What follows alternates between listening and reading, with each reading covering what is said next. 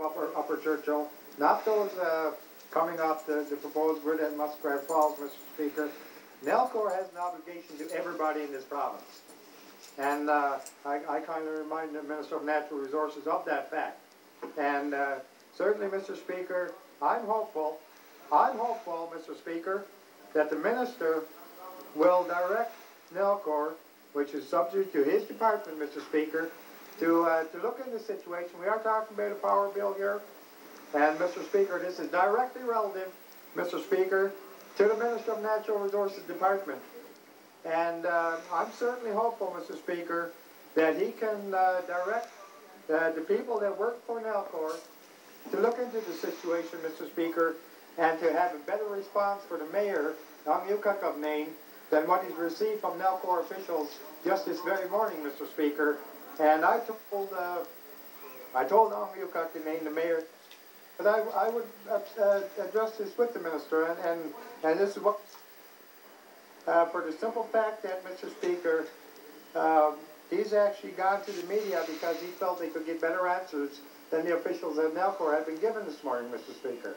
And I'm certainly hopeful that the Minister who is in charge of Nalcor, Mr. Speaker, will address the issue. Order, please. Because power is important.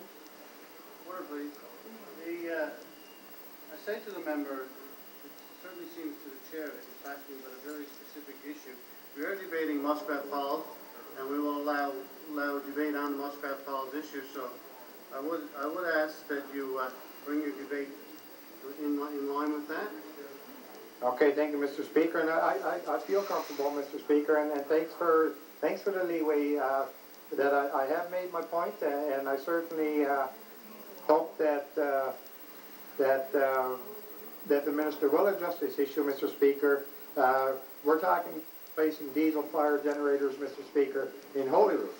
I think if it's going to be applicable in this province, Mr. Speaker, it should be applicable in all parts of this province, Mr. Speaker, and I think that initiates relevance.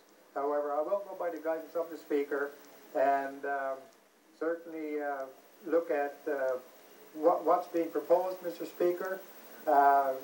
It was just a short time ago that when it came to Labrador in terms of power delivery, nothing was proposed, Mr. Speaker. But I'm certainly encouraged to see that allowances are being made, plans are being made for the delivery of power in Labrador, Mr. Speaker, although I've not seen it documented as part of the work plan.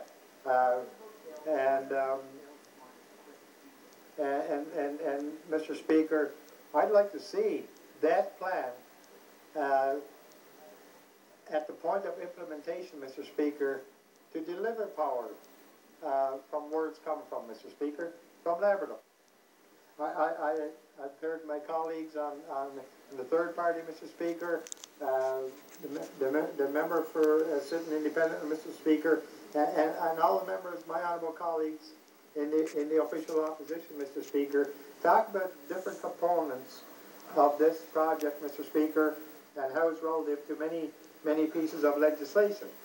And certainly, Mr. Speaker, I'm bringing a perspective from Labrador.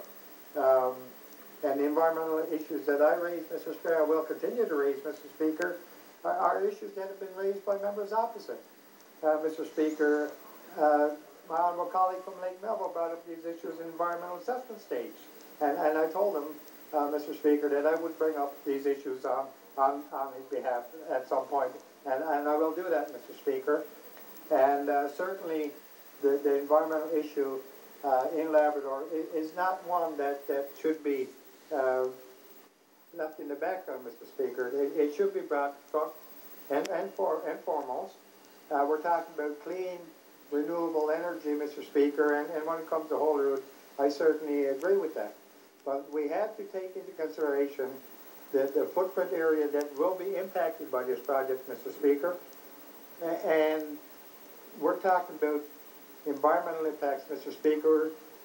In Maine, we're talking about severe power shortages, Mr. Speaker, that are relevant because this project is just one department of Nalcor, Mr. Speaker. Nalcor is the primary energy provider in this province, And everybody in this province, Mr. Speaker, when they get their power, like their power bills, Mr. Speaker, up in the left-hand corner is Nalcor's stamp, Mr. Speaker, and certainly there is a commitment that's warranted, that should be there.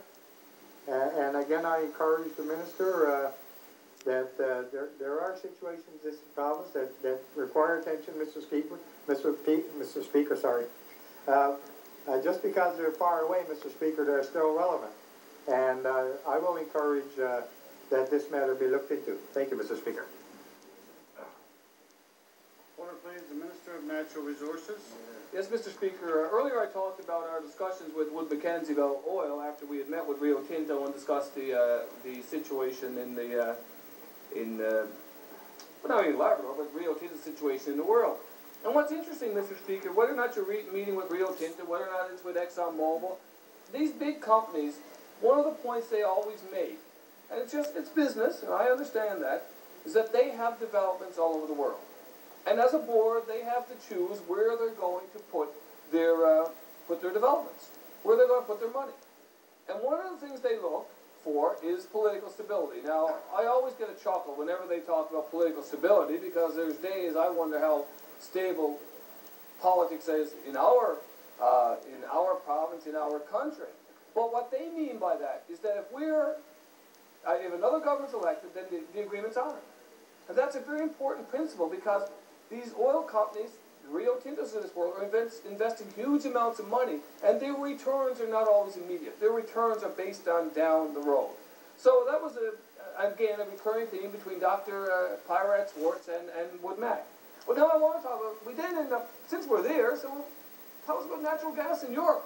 Wood Mackenzie in New York and Houston have told us about natural gas in the United States, and we're aware of the impact of natural. So tell us about natural gas in Europe. And